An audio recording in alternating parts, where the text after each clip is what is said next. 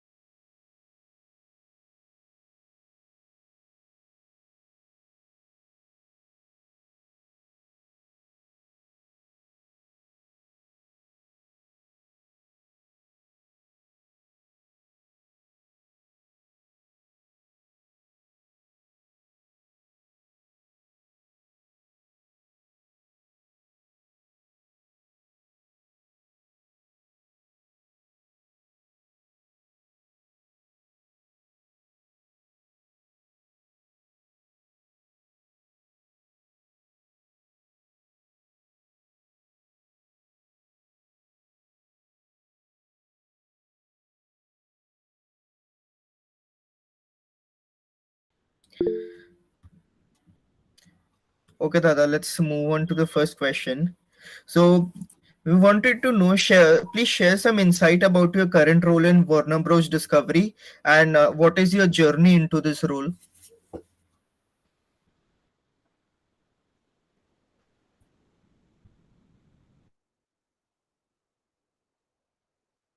Sorry, I just lost the connection. Can you repeat? Yeah, Dada, I asked that. Please share some insight about your current role in Warner Bros. Discovery and what Just is your journey into this role?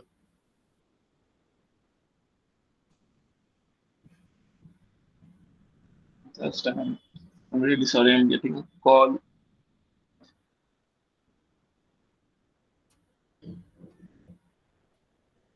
Just a minute, guys.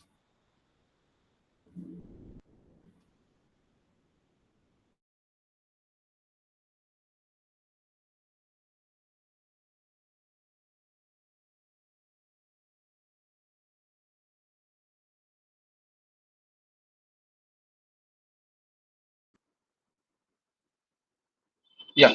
Sorry for that.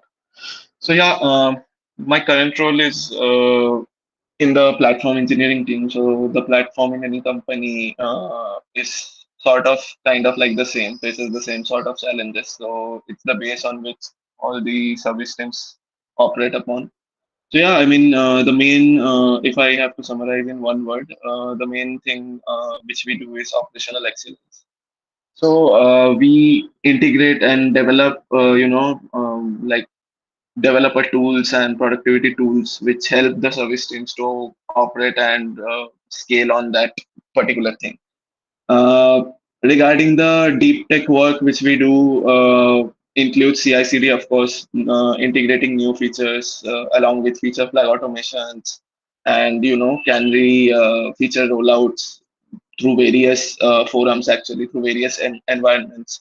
So usually we don't encounter such things in college, actually. So when you do a deployment, you have to particularly be very careful in which market you are doing. So there are various markets, various environments, various subdivisions which you have to think about when you roll out a feature. And how do you roll out that? Do you roll out in a particular canary fashion or a simple rollout thing? So you have to devise those sort of strategies. Monitoring and observability is also a part of it. That how do you monitor your systems? How do you make your systems very much reliable? That any incident which happens in production has to be, has to get a particular SLA on which it has to be resolved.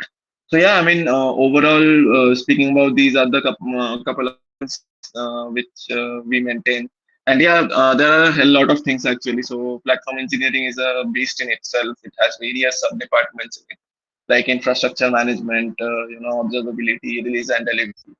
So yeah, I mean, overall, that's the sort of work and challenges we build upon.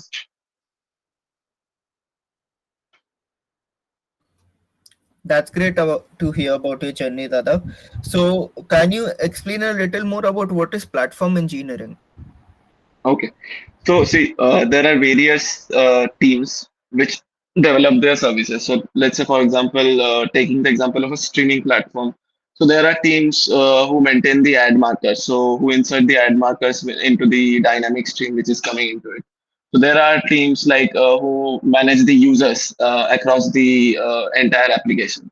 There are teams who maintain the commercial part of it. So all the teams have separate business domains actually to work upon, and they are very much independent because in a company you don't want two people to work on the same thing. So they develop very differently. They have separate set of microservices which they operate upon. Now the question is that they are very much focused on rolling out features and integrating the user feedback into their feedback mechanism group or whatever you want to say. But they are not likely to know about the deployment processes. How do your code so let's say when your code goes to the master branch or the main branch, what journey happens after that? How do you provision the infrastructure which is required to run the code? How do you scale up the application in case of a traffic? How do you test the application using various set of testings across various environments? So these are the things which we want every service team to be abstracted from, actually, because abstraction is a not only a object-oriented programming principle, it's also a real-world principle in software. That sort of information which is openly accessible. And expose those sort of interfaces in the service teams. Dada, there's a noise disturbance from your end, I guess.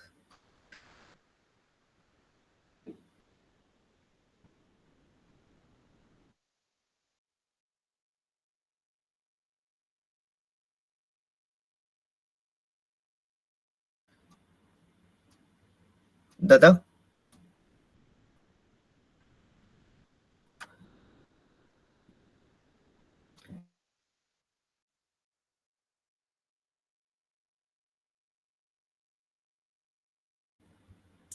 Dada, could you repeat what you said towards the last?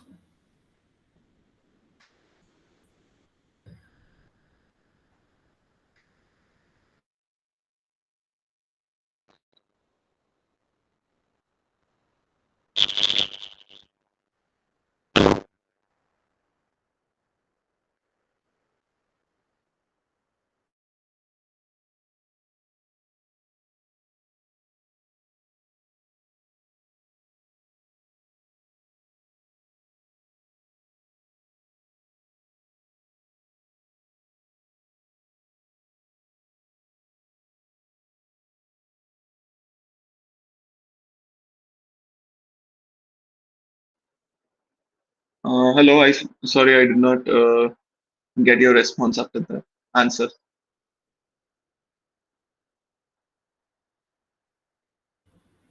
Sorry, Dada, for the inconvenience. I was asking that what did you say towards the last of your statement?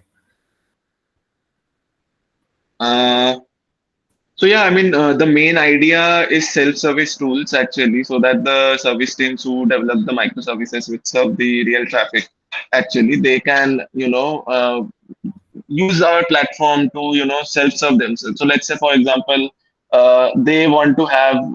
So this is actually very deep. I did not do not want to go into the details, but let's say they want to scale their application in case of an event which is coming. So they want that they want to procure the infrastructure in such a way that there should be 10 pods running in the Kubernetes cluster, uh, at least with a horizontal pod autoscaler configured with going up to 20. Every pod should have, let's say, in case of the event, they should have minimum 2 GB of RAM and maybe one CPU each. So yeah, I mean, they want to have this sort of configuration. They can just put in a place, and it should happen automatically behind the scenes. So that's the idea of self-service tools actually. That how do you develop such sort of systems? How do you make such sort of event-driven architecture that every part of the system is being uh, catched, and the telemetry is basically set up that any part if goes wrong, you just have to go to a dashboard or a thing like that and get the details out of it. So yeah, I mean, self-service tools are the main criteria every company is working upon these days. So yeah, I mean, does that make sense? Yes, Dada, that's a great insight. Actually, thank you for sharing this. Yeah. And moving on, Ronak will be asking the next questions. Good afternoon, Dada. Yeah, good afternoon, Ronak. Good afternoon, everyone. I am Raunak Sengupta. I am from Civil Engineering third year. It was great how this started, and it was great to know about the things about the platform engineering as well. So, Dada, I am moving on to the questions. Sure. So, Dada, I have heard that you have got a huge offer from Pixel AI, I guess. Yeah, that was the same So, when I was Dada, in college. wanted to know that what was your first reaction when you got that offer? Okay, good question. So I still remember I was in a meeting. I think I was taking a code club session actually at night. So when I think if you guys know from IT department, Kunal was also in the meeting, and I told Kunal that oh wait a second, I just got an offer later. Let me check. So after that, I mean, after reading the figures and all the stuff, actually I gave the interview, but I thought that I won't be selected because they were having a quite a sort of weird interview process. So yeah, I mean, it was really surprising that I got the offer, and yeah, I was happy. But yeah, back of the mind, I always, knew that I did not want to move to US and sort of stuff like that. Yeah, that was the reaction. And Dada, is moving to the US the only reason why you chose ultimately Warner Brothers over Pixel AI? I hope. No, not true actually. So I think in this forum I can talk a bit in a frank manner rather than the things which media portrayed and all that stuff. So see, there are various factors when you consider a company like this startup actually. So not only Pixel actually. By today I have got maybe I don't know. I have to check my LinkedIn DMs, but maybe 5 to 6 recruiter calls of this sort of startups only, this category startups who are wanting founding engineers in their team, to build and deliver stuff. So the point is key. You have to be very much skeptic about the company which you are joining. See, there are two things. The main thing which went into my mind is uh, so probably when they are, churning out their investments on you, they are giving a hefty amount on you. So each and every of this, startup company is very much agreeable to give you any amount which you quote, literally any amount. So why they want is ki they have just churned out some investor money out of them, and they just want to quickly deliver stuff, and they want people who really know stuff and can come in at the day zero and hook in their knowledge and keep on the pace going. So probably what would have happened is that I will be the best member in the team. So I do not want to work in such an environment, very frankly, because there is no growth opportunity if you are probably the best member or one of the best members in the team. So you need to always have someone in the team from whom you can learn actually, that how do you scale, how do you build a company, if I'm considering joining a startup. So yeah, I did not find any such member in either of the startups. So after Pixel, I also got a couple of more offers like this only, not US ones, but India-based remote startups only. So yeah, I mean, this was one of the factors you can say, and also I have some relatives living in the US, so they also insisted that this is not a good time to move to US. Specifically considering this opportunity because everything is okay. They are paying a hefty ball to you, but that's not the proper time. That if something goes wrong, you will be in a very much trouble line.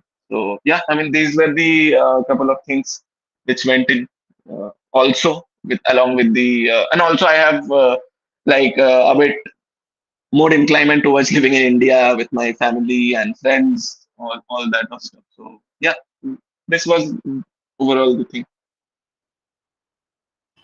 So, Dada, that means the amount should not only be the one thing that one should be concerned about while choosing your jobs, right? Absolutely, because see, I mean, as college freshers, even I was in the same place a few months ago. The mentality is very much different in college and when you get to work on real world stuff.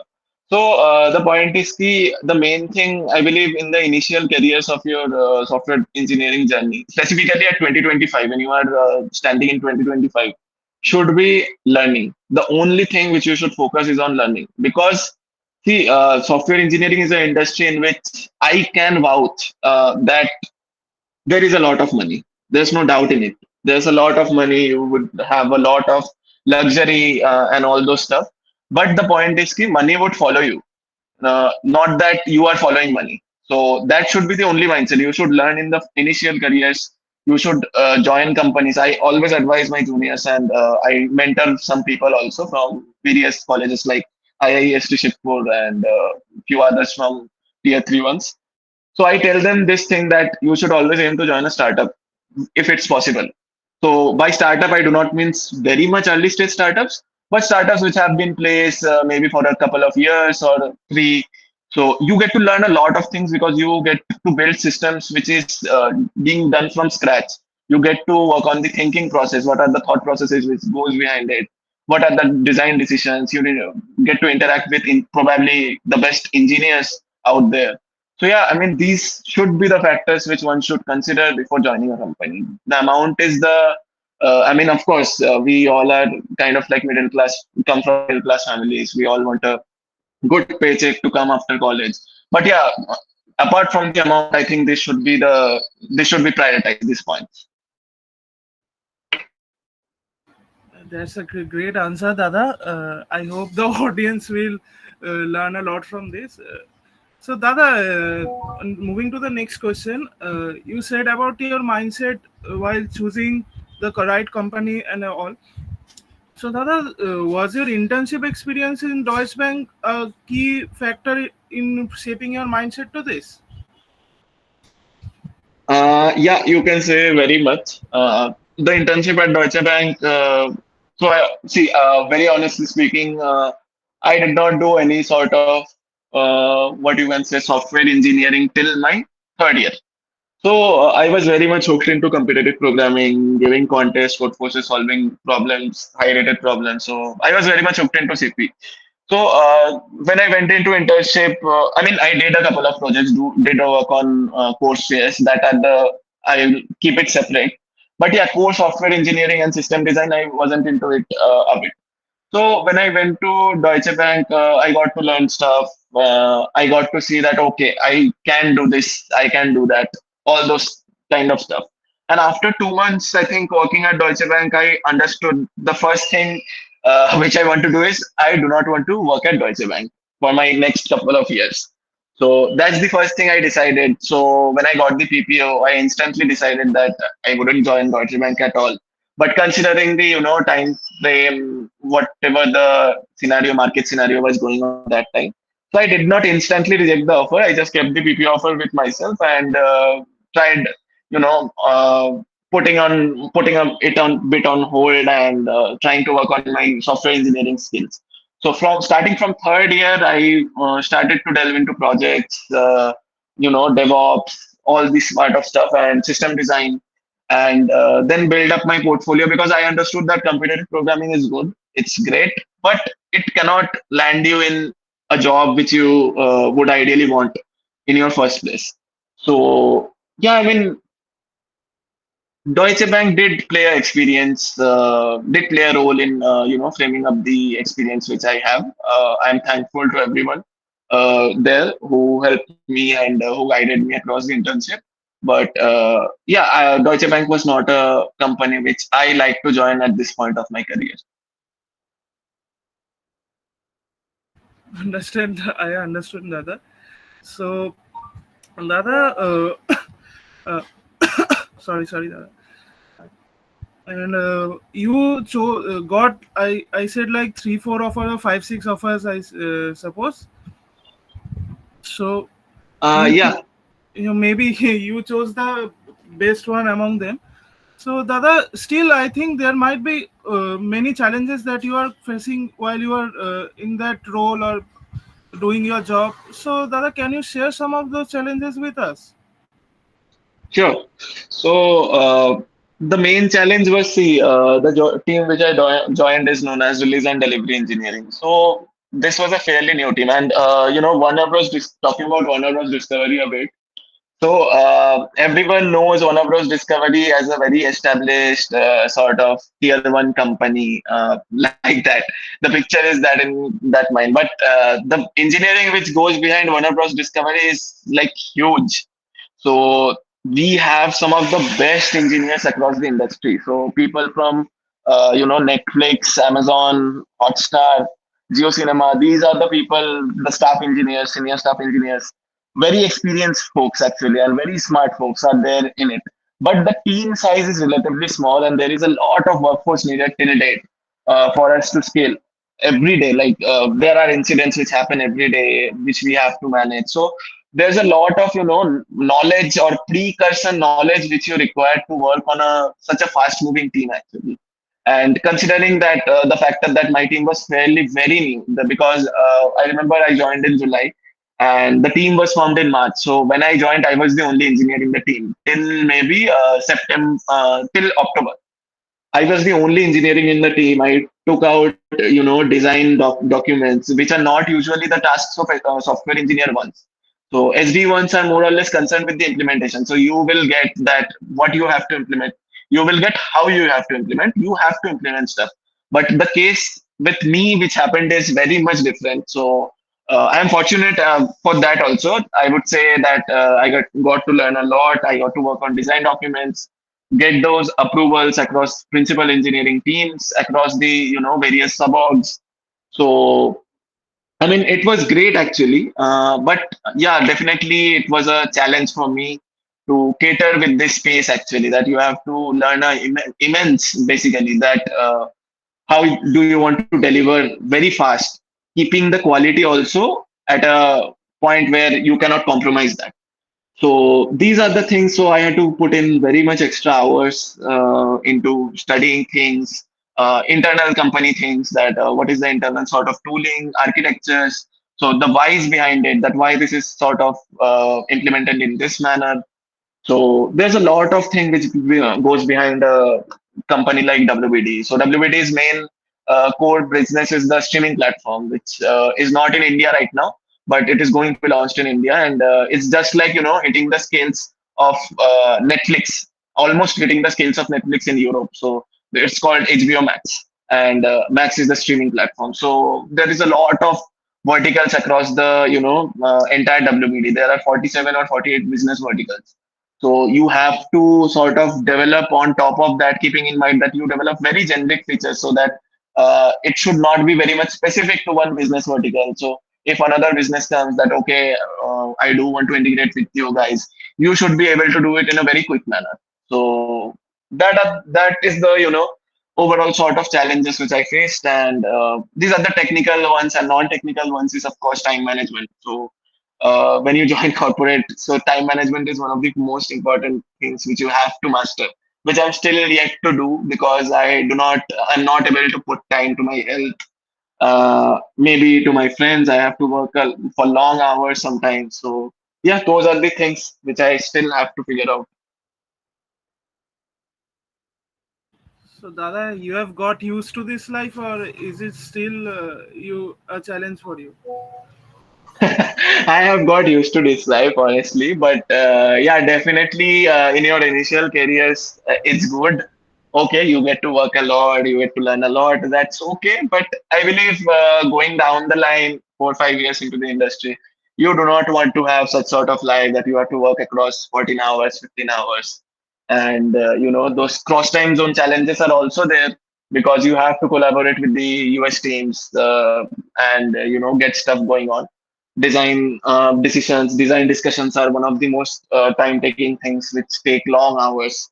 So some days even I logged out at 12 a.m. actually in night. So yeah, I think those are the things actually which I'm still yet to figure out, that how to balance work with life, but somehow used to it, and I really do not want to carry forward this sort of a thing in future. So yeah, yet to figure that out actually, honestly.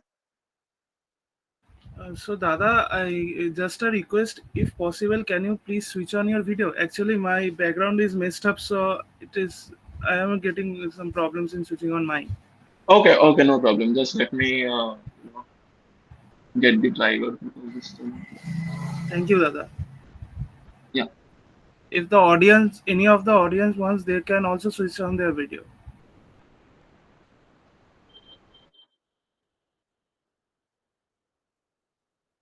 I hope it will be a more interactive session in that way. yeah, So, Dada, I will now ask Saksham to continue with the next questions. sure.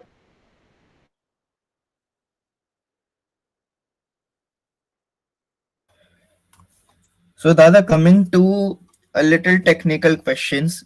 Since you have expertise in AWS, Kubernetes, Terraform, so how important is DevOps for a software engineer today?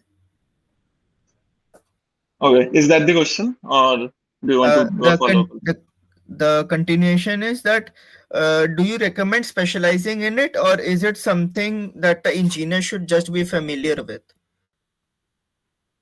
Okay, good question. So I love that this question is coming from college folks actually. So see, DevOps. is not a separate thing that let's say you are doing React in front end and Python in back end. So that's a separate thing. But DevOps is not a separate thing. DevOps is a more of a culture which you have to build upon when you are starting to build a company. So these sort of concepts, that reliability, platform engineering, observability, these are the sort of concepts which come under the DevOps umbrella. So see, I would say DevOps is not compulsory. First of all, so when you start out in college, you get to build a product, um, make the front end, make the back end, write some APIs, do some module integration, integrate the APIs, choose a database, how do you want to store data, those sort of stuff. But usually, what we do is we go to platforms like I don't know, Render, Vercel, etc., which are essentially platform as a service toolings. So a lot goes under the hood. So basically, the infrastructure which you provision to run your application, you do not know anything about it because you are doing with a one-click thing, that you are going to the that Render dashboard, you are uploading your application or connecting to the Git webhook particularly, and getting things going on. But how do you provision that infrastructure is very much important to know. And from this part actually comes the your cloud knowledge. So see, the path to DevOps goes through cloud engineering. So if you want to excel at DevOps or know the DevOps concepts, you have to move through the cloud path actually. So you first need to get your hands on a bit of networking. You need to understand what are virtual private clouds, what are subnets, how do you configure security groups, what are the access control lists you want to block or you want to allow traffic. So those are the parts which are very much essential before going on to the DevOps journey. Because see, DevOps is not about building something or shipping out something, integrating your application bit, but it's more of a culture, that how do you have a very resilient environment, that let's say you apply some changes in your repo, then you have to apply it to the dev environment because you cannot apply to the prod environment. So how do you uh, give such sort of thing, that if all the tick marks are passed, that yeah, my application is fine, all the security checks have been passed, or maybe the container is building up very quickly, the container scan does not show any major vulnerability, there's a static code analysis to it, that you have proper variable namings and all those stuff. So yeah, if those all are tick marks are done, you have to move your release to the next environment. So it's upon how do you build up this sort of systems that are responsible for this part. So I would say DevOps is not compulsory, but definitely a good to have, because if you get to join specifically teams like I am working in, so you need to have very much good amount of knowledge in DevOps. And also, this is a personal opinion from my side, that regarding high level design. So I believe the journey of high level design, I did not explicitly learn high level design any day. So guys don't trust me actually when I say this, but I definitely learned high level design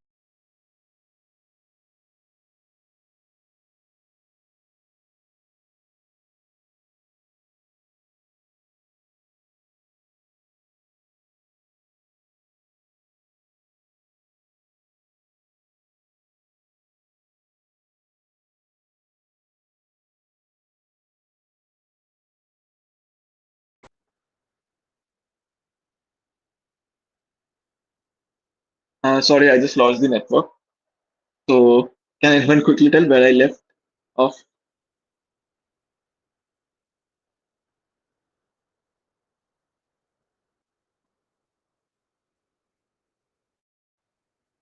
You were saying that you didn't learn explicitly high level design.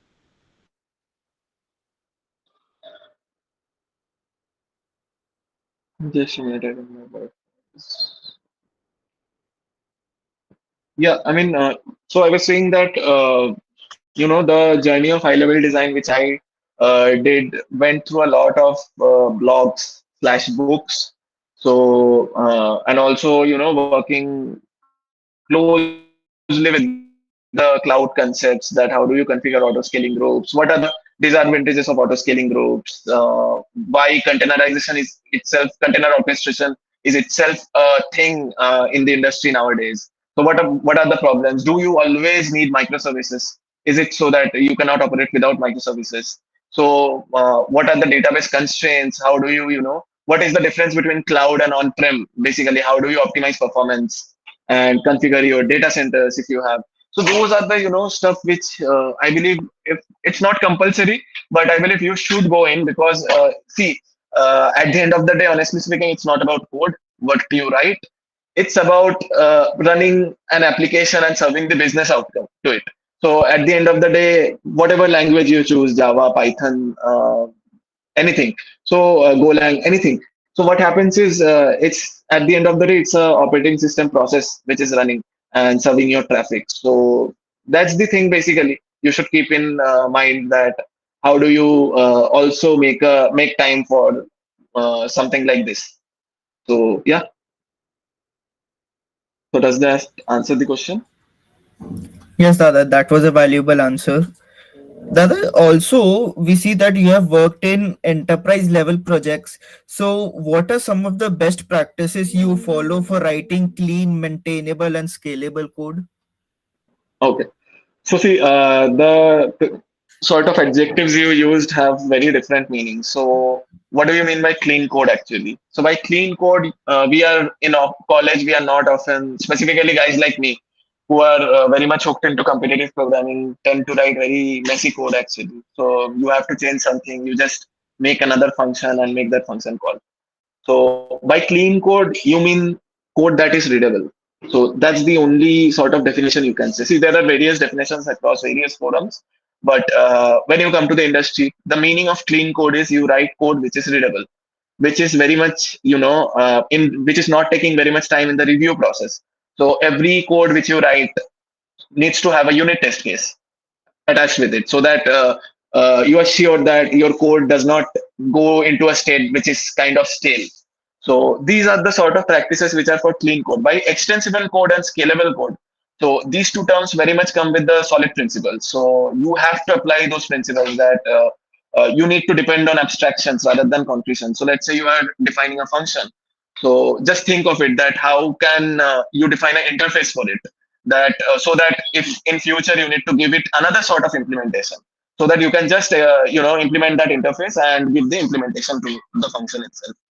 So in this sort of manner, you just tend to write code which is very much scalable, because it's very hard at a point when your code base grows to a massive scale, that how do you integrate new features into it.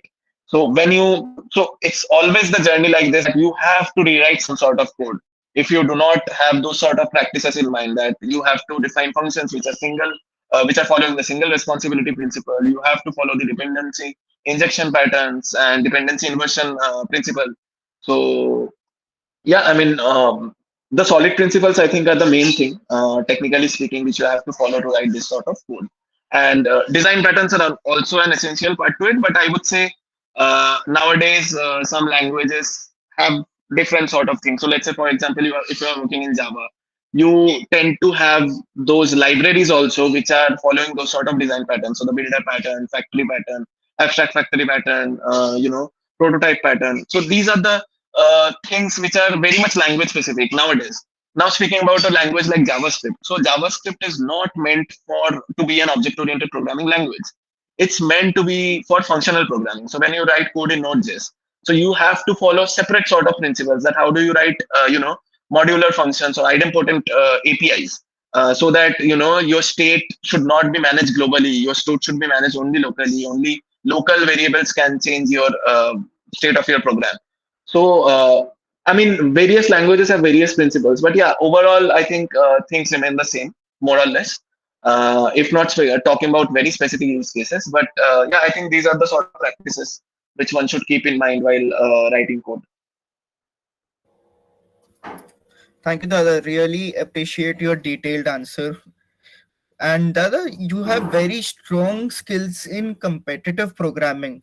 Actually, people think that dynamic programming and DSA are hard, but how did you master them, and how did you break the complex programs?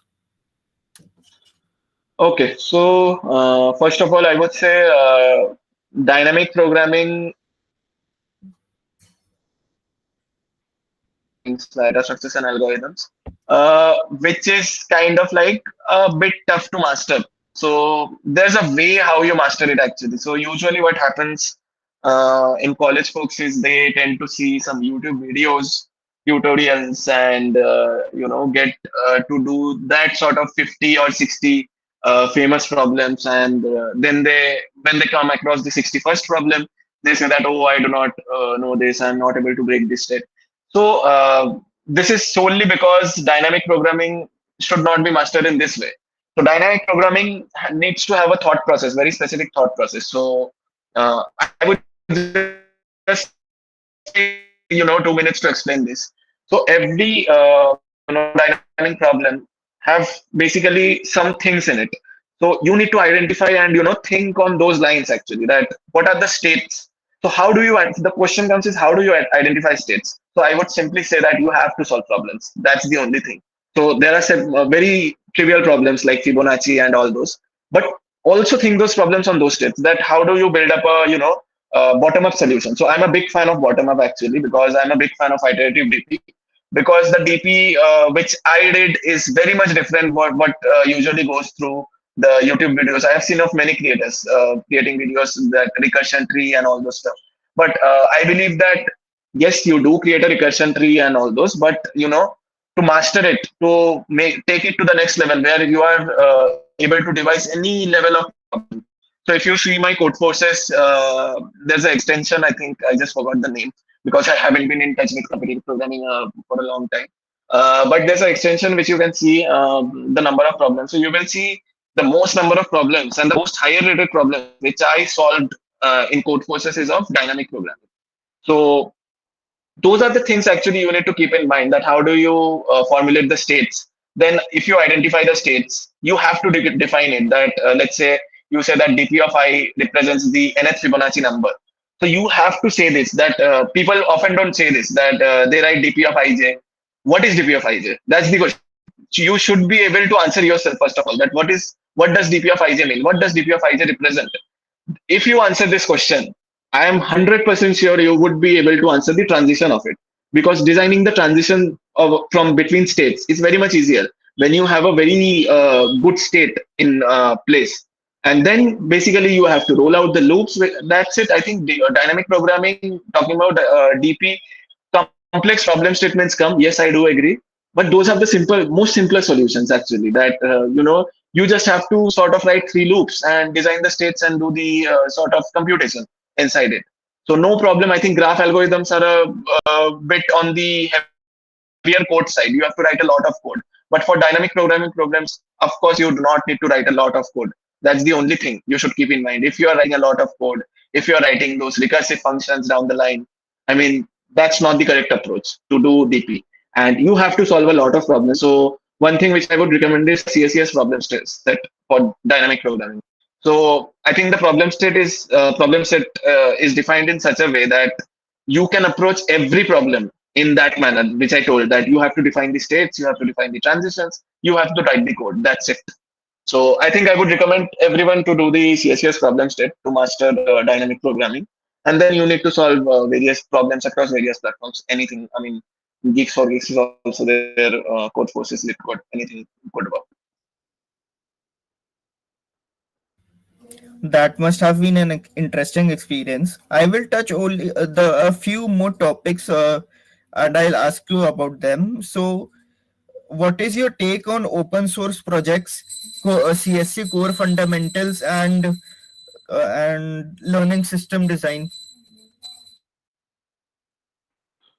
Okay, so open source projects are, I think, at this date, the most important thing which you should focus on. I would say rather than competitive programming, you should delve your time into open source contributions a bit. I know some are fan lovers of competitive programming, but don't just do CP if you don't, if you don't like it, if you don't feel that I could do major progress in CP.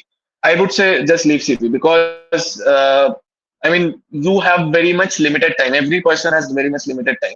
So you should try to invest your time in something which brings fruitful results to you. So, for me, I think the sort of open source thing which is going on right now, how to approach open source and all those stuff, I feel those are not very much inclined with the real world practice which is being used in the industry. So the personal take on open source projects from my side would be, so if you, let's say you know a language, for example, you know TypeScript.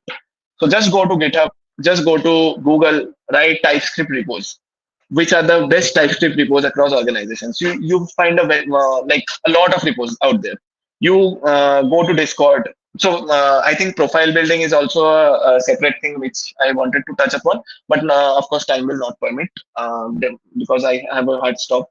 So you tend to join some Discord channels and Slack channels actually, where those sort of communities are there.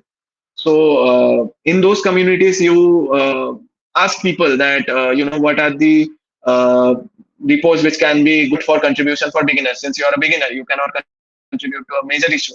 Now go to the GitHub issues tab, filter out the issue, whatever. There are labels attached to it for every issue. Some are also readme changes. Don't go for that. But yeah, some are good first issues, which are just maybe a 2-3 liner change. You just have to find the code in that place. So that is also a skill which you have to master in the beginning, that how do you find the portion of code in such a huge mammoth code base where you need to change. So you need to clone the repo, get those search filters on your whatever ID which you are having, and find the position, write a small unit test case for it, just deliver the code, make a feature. That's it. I think this is the major starting point, which this is the starting point which major guys miss actually with open source contributions. And then you should roll forward with that. Don't relate open source with GSOC. That's the only piece of advice from my side. GSOC is just a program, Google Summer of Code. That's it. If you are passionate about open source, you get to work on a lot there. And honestly speaking, guys, these days, open source yields you such results that even normal, these college placements and all this cannot yield you. So you tend to get direct offers without even interviews if you have such a massive contribution. So yeah, I think this should be the thing which you should keep in your mind. And yeah, what was the other question? I just forgot. And how do you prepare core fundamentals system design? Okay, so core fundamentals I think are the most important things. So when you are in college, when I was also in college, I did not get a lot of kick from core CS actually studying operating systems. I thought what so, but when I slowly and gradually went into the final year and saw things working, actually get into the software engineering side, I saw actually those are more important than DSA because you have to get down to those sort of details to idealize things. For example, let's say you have to reduce the time of a database query. So there are multiple TCP connections going on. How do you manage those connection pooling? So all the concepts come from open source. From core CS fundamentals, that what are TCP connections, what is TCP connection pooling, what is the overhead of making a TCP connection, why you should have connection pooling in your backend, how do you have database proxies, because these are all the things which are operating in real world, and you get to know the reason behind it, that why it already came in the place. Only when you deep dive into the core CS fundamentals, you get to dive into operating systems, you get to dive into database management systems, you get to dive into storage engines, how your data is being stored at the last layer, what are B plus trees, how can you implement AVL trees into it. So yeah, I mean, those are the stuff which are very much important regarding core CS. So I think apart from the regular interview preparation, people should put time specifically into these subjects actually. So operating systems, object-oriented programming, databases, and computer networks. So these are the things which definitely should be there, because we were talking about DevOps. So DevOps yields a lot of things from computer networking. So you need to have those concepts very much into the place, that what are networks, what are the subnets, what are virtual private clouds, what are private IPs, so what are access control lists. So those are the things I think everyone should focus upon.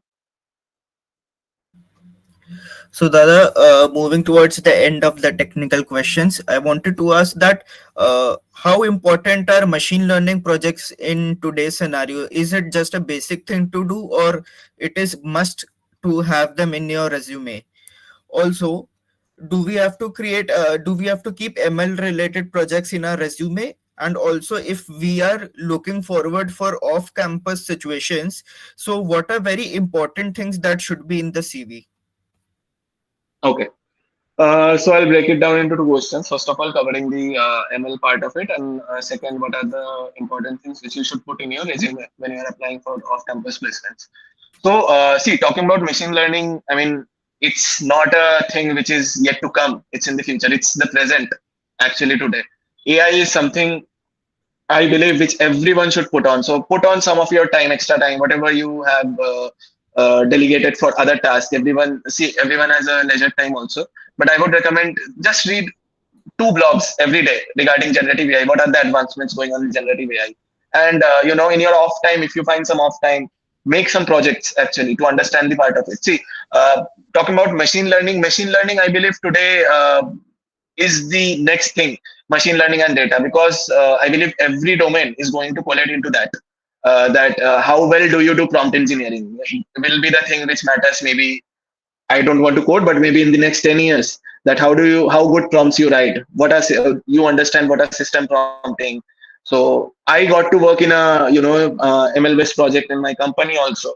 That it was a very sudden thing. There was a customer requirement. I had to build a sort of a ETL pipeline which ingests data into a Postgres, and then there's a lot of processes background task running from it. I also have to design a system incident management portal which can automate the or reduce the on-call effort actually by answering some of the things. So you have to create knowledge bases and all those stuff. So I do not want to go into the details in this minute considering the time frame, but yeah, definitely you should have some projects or try to have some projects regarding machine learning in your CV.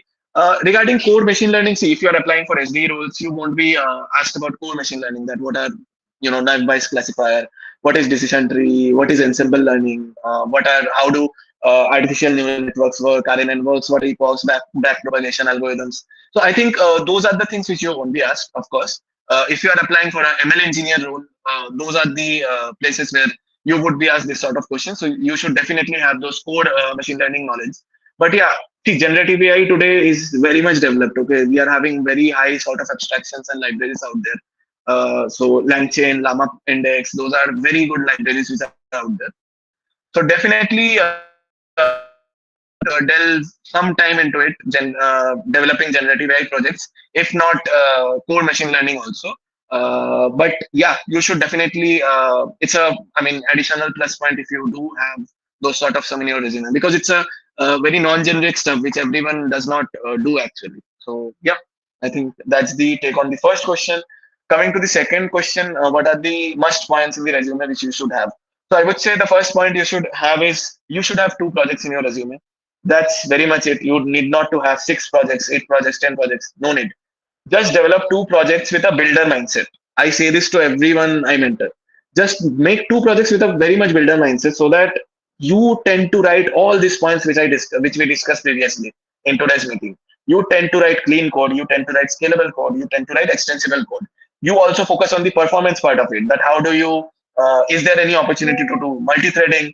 Is there any opportunity to reduce down the RAM usage, memory? How do you handle memory leaks? How do you manage the object lifecycle? If your data is being ingested into some data store, how do you sort of give a write through or a read through cache through it? So, I think many of you guys are very much reluctant to go to the cloud side or the infrastructure side of it. I would say don't be reluctant. First, take very baby steps. There are platforms like I don't know, I don't remember the name. It's with A Ivan. Okay, there are platforms like Ivan Cloud in which you can just go and with one click, create a Redis instance, create a EC2 instance, for example, create a Postgres instance in cloud, and you just get the host name, port, and IP address of it, and you tend to connect your application to it. So I think just go towards that side. That how do you not only keep it in your local machine, you also get to take your project into a next level. So those are the things I think which matters in the resume. And of course, if you do a very good project, you do consider a very good problem statement. See, every problem statement needs not to be unique. Every project needs not to be unique. So you can maybe develop something like a lead code, actually, a coding platform. That how do you develop? There's a lot of challenges which are going behind it. That how do you, do remote code execution? How secure is your infrastructure? How do you cater multiple requests coming to your platform? You can develop something like a food delivery platform. So there the concept of real-time location tracking system comes into place, that how do you ingest those sort of location events coming from maybe 2 lakh to 3 lakh delivery guys working out across India. How do you manage those events? How do you send it to customers? So you get to learn a lot of things behind the scenes, that you get to learn the each and every best practice, whatever is going on behind these projects.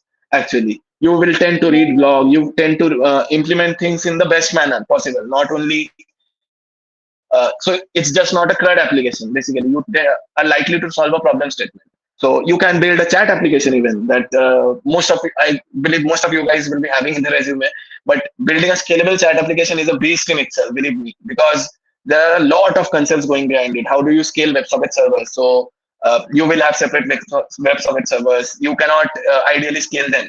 So how do you deliver chat messages to them? So let's say if the internet connectivity goes off in your mobile, so how do you maintain or retain those messages, queue those messages, so that whenever the client application comes up, you have to deliver those messages. So I think those are the parts everyone should think upon, because every project needs not to be unique, but there needs to be a definitive problem statement which you solve. And going forward, if you want to explore the infrastructure side of it or the CI/CD part of it, definitely I think it's a good starting point. How to develop your client-side applications. Usually, what we do is we deploy applications into any render, or at max AWS EC2. But what's the practice to deploy a client-side application, a React application? So essentially, you are serving files. So just go and read into it, that how to serve static files in the best possible manner.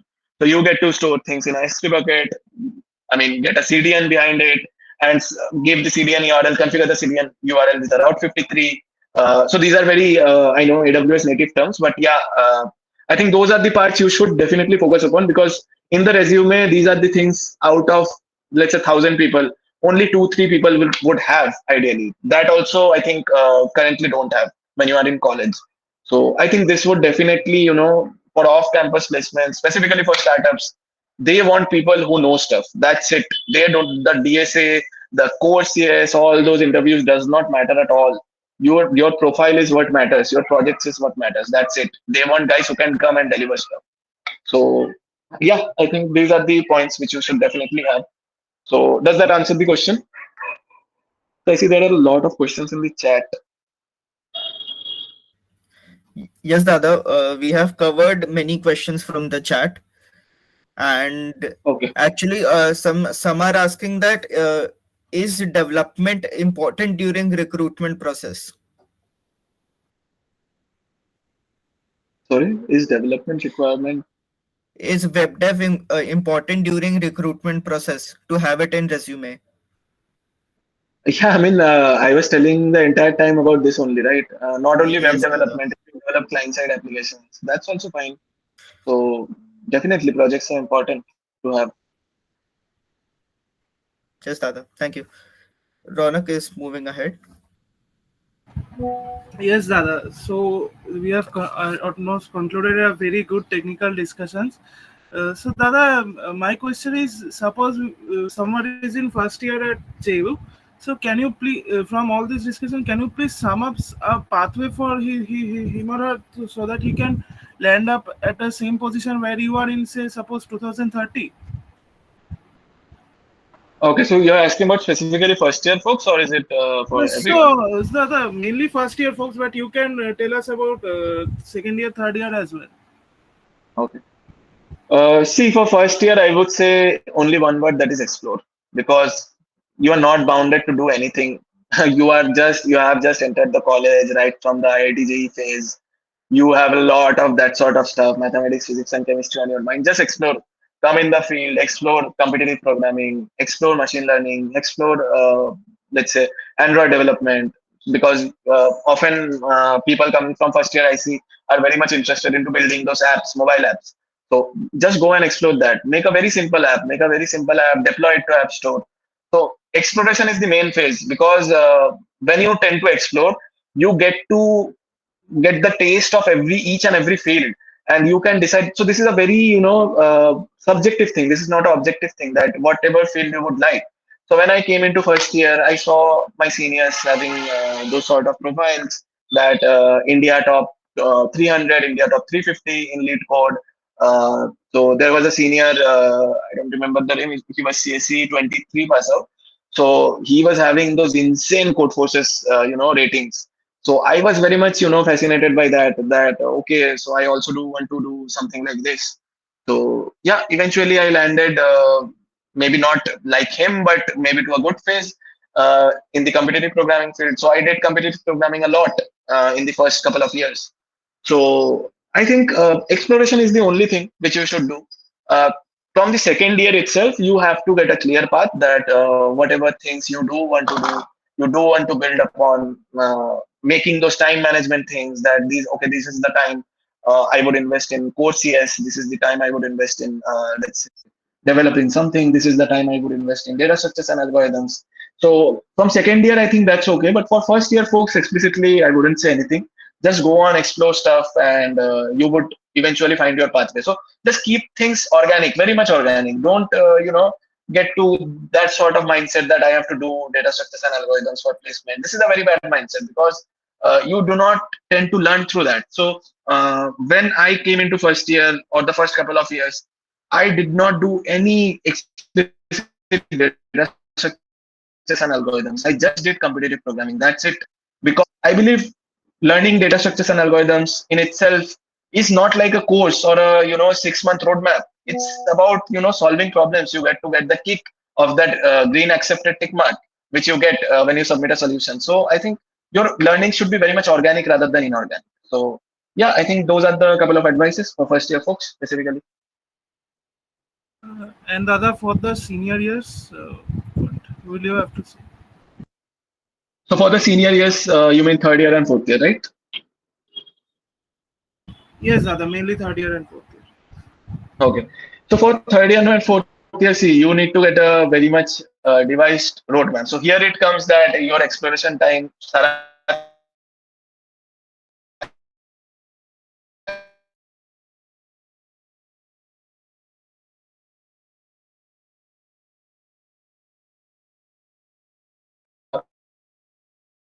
Sorry, I think I lost the network connection. Am I audible?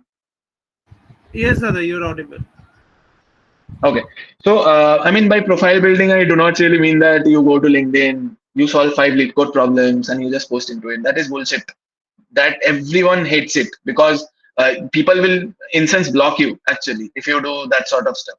So, learning is not like that. So, let's say you have, I'll just give a very quick example. So, let's say you have databases in your third semester, I guess. Yeah, third semester was the time. So you have databases in your third semester. Okay. So what different did you do apart from reading the course?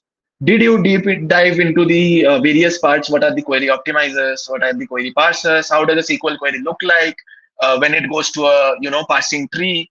Do you have knowledge of storage engines? What are the storage engines which are being used behind the scene? What are the sort of data structures which are being used? Write a blog.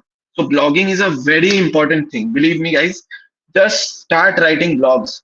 Go to a blogging platform like Medium or Hashnode, anything would work. Just write a blog on it, whatever you understood. Research, first of all, research on your end that what are the different sort of things. How do you, hook in a different underlying implementation. So let's say in sort of in place of BST, you do want to use some your own data structure. So how do you hook into it? Just write a simple blog, 10-pointer blog into it. That these are the steps which you need to follow hooking into this stuff.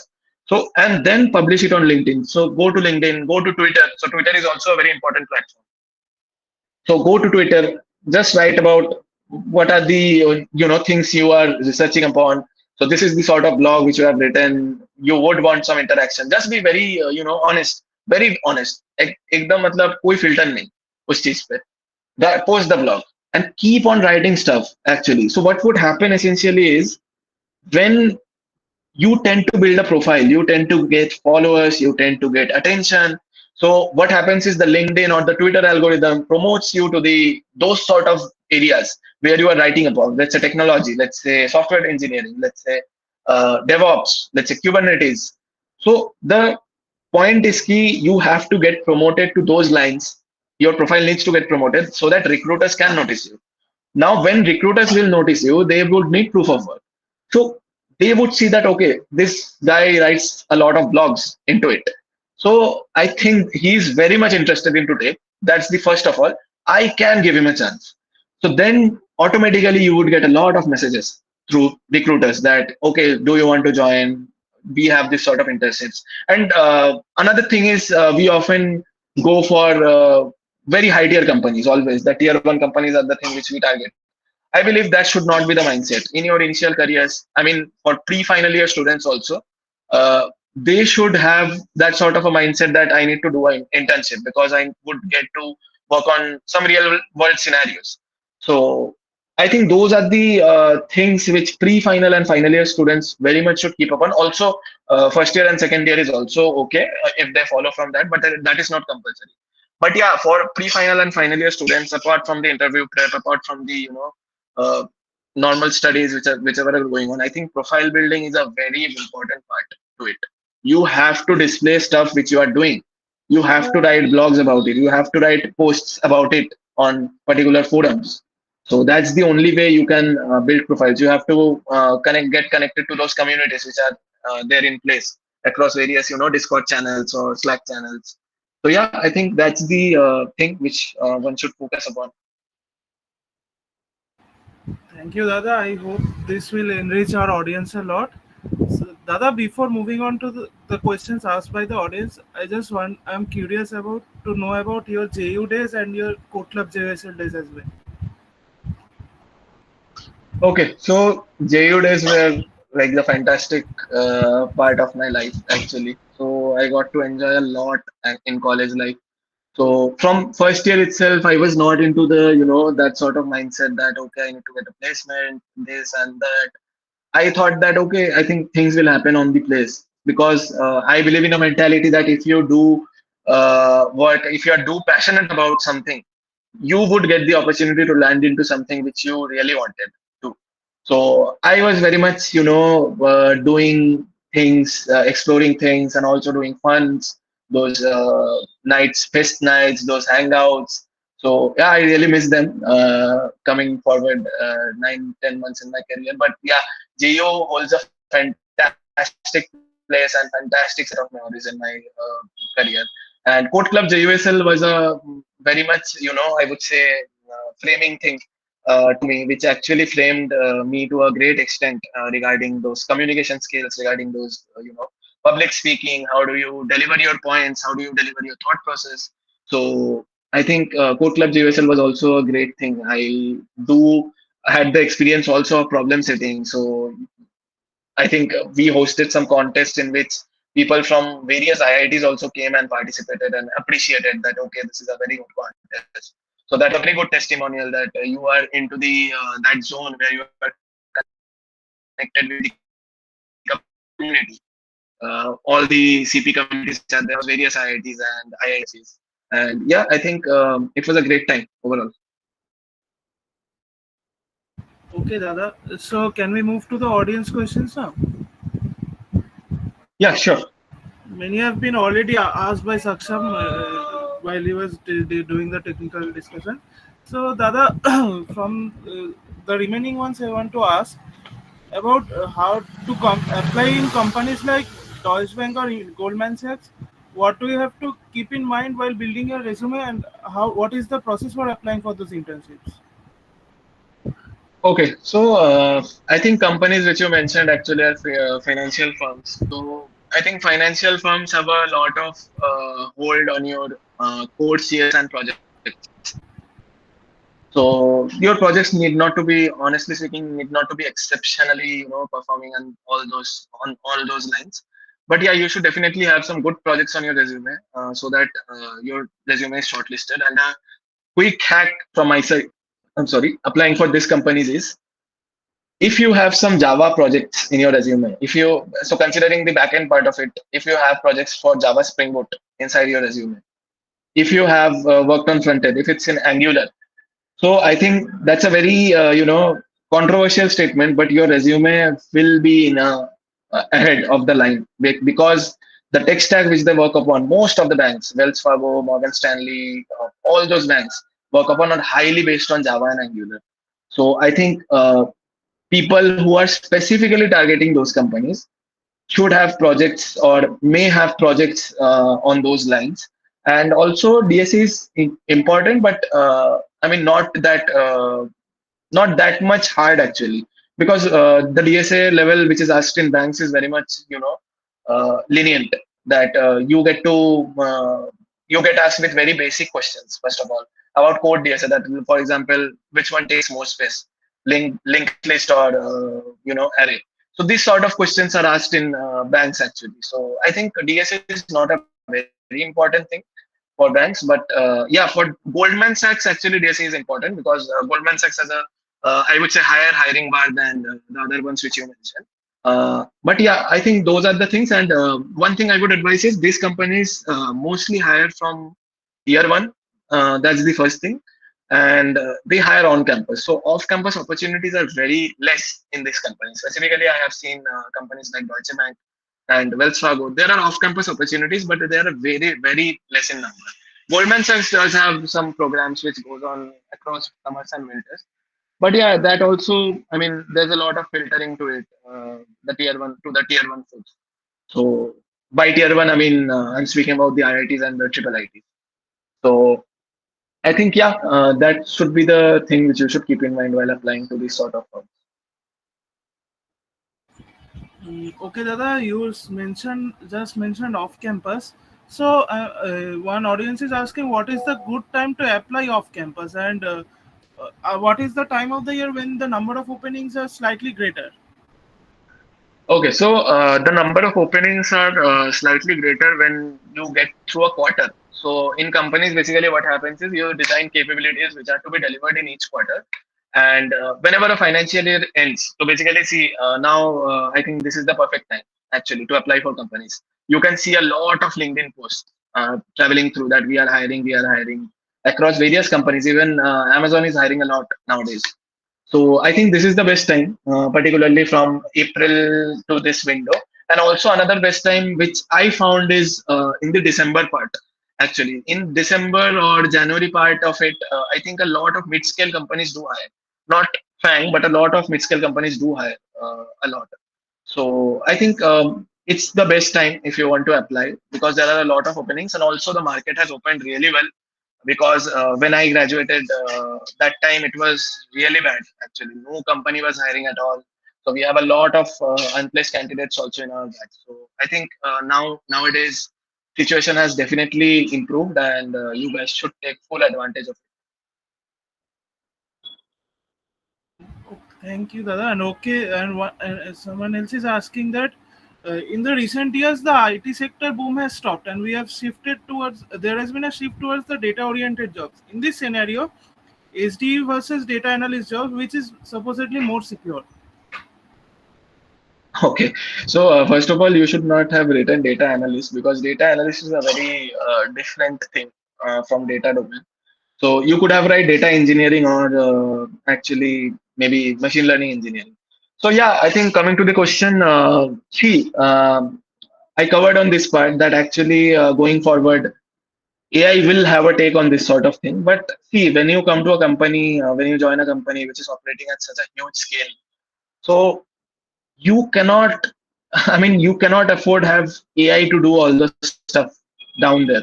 So you definitely need to have knowledge of AI, that I said previously also. But things are very complex actually, which are going behind the scene. So you do not need only engineers, you need quality engineers to operate on those lines. That how do you maintain that sort of reliability, because when you operate on production, that's a very different scenario rather than when you are running an application on your local. So you cannot afford even a second of latency. You have to be very specific in all the metrics you are tracking.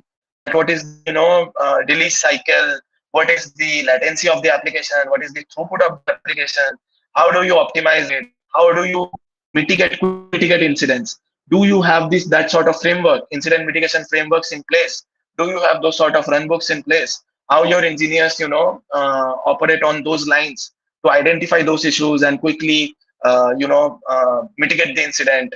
Do you have those sort of telemetry on your huge system? So there is a lot of things involved in that. So I don't think at this point of time, to quote me, you can like quote me, AI could take over your job. But I think definitely having the shift towards the data mindset is the next big thing which is coming to happen, because see, data is the fuel which powers AI. So a lot of data is being collected here and forth from every forum, from every small company to companies like Google. Huge amount of data is being collected, and there are a lot of challenges involved in that, because not only data collection, you do not have infinite money to spend on for the storage, for the pipelines, data pipelines, for managing and scaling your systems, event-driven systems which you have to transfer those data. You need to optimize on every part of it. So I think data engineering is a part actually which caters this scenario, that how do you take the raw data, how do you clean the data, how do you process the data, how do you scale the data pipelines, how do you flow the data across the thing, how do you store the data at the end place, or what are the observability mechanisms you have across this sort of event driven systems. So I think those are the parts actually which are going to come definitely.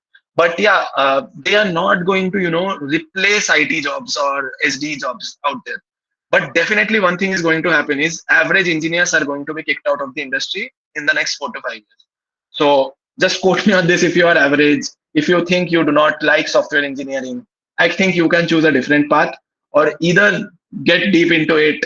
Because see, nowadays 10 people are operating from a team. In the next 5 years, I think only two of them will operate, and that two will be the best of them, who knows the entire crux, that what is going on behind the scenes. So we are often very much inclined towards abstraction. So don't be inclined towards abstraction. I would say be inclined towards building those abstractions. So that's the take on this question actually. Okay, Dada, it was very interesting to know about your view. So, Dada, coming to the last question from the audience, someone is asking for Fang.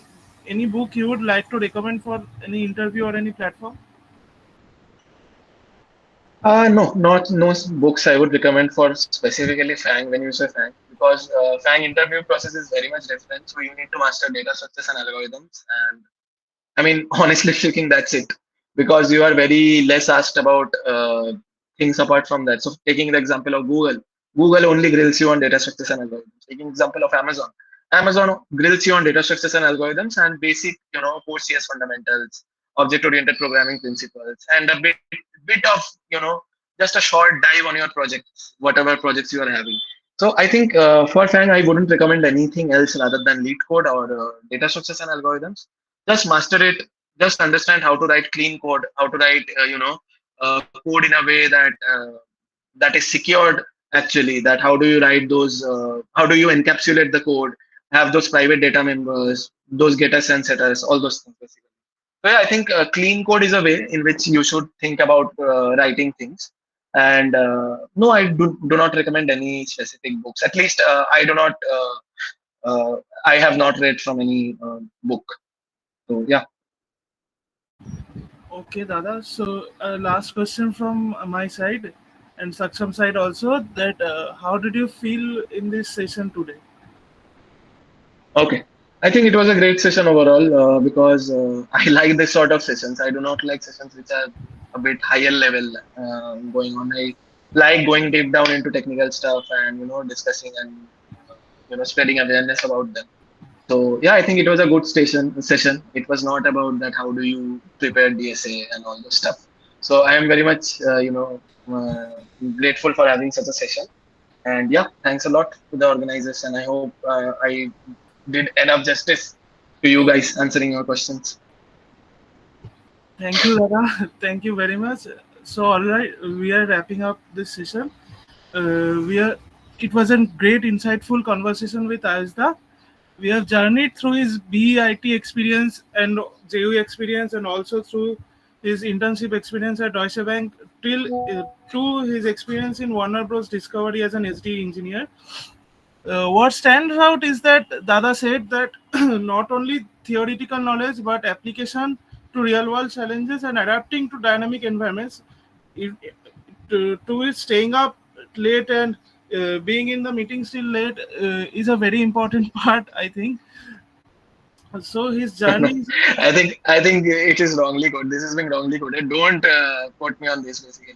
So I think you should work on your end, but no, I think this is a very wrong point. You should not stay up late. You should have those efficiency metrics on your place that you need to deliver work on whatever time frame you are having. So yeah, I think that's a wrong interpretation. I'm sorry if I did not make enough justice to it, but yeah. no, Dada, but what I see from that you are extremely passionate about your job. So that's the thing, I told about that. You should like what you do because, see, at the end of the day, you are spending uh, almost, I would say, 50% to 60% of your entire lifetime into something. So if you don't like that, I believe you will be in a very bad mental state overall. Keeping about all these things, the mental health of people is very important. So I think you should like what you do. That's why I do not, encourage develop things to get into this industry because you would not be able to thrive into it.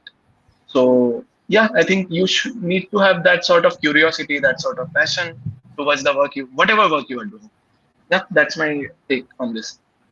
So, lastly, you have given a very important message that passion is the most important fuel for achieving success. On this note, sir, Dada, we are ending this session. Thank you very much for sharing your time and experiences with us, and thanks everyone in present in the audience for being bearing us with us so long. On this note, thank you, everyone, and let's end this session. Thank you, Dada, once again. Thank you, Dada.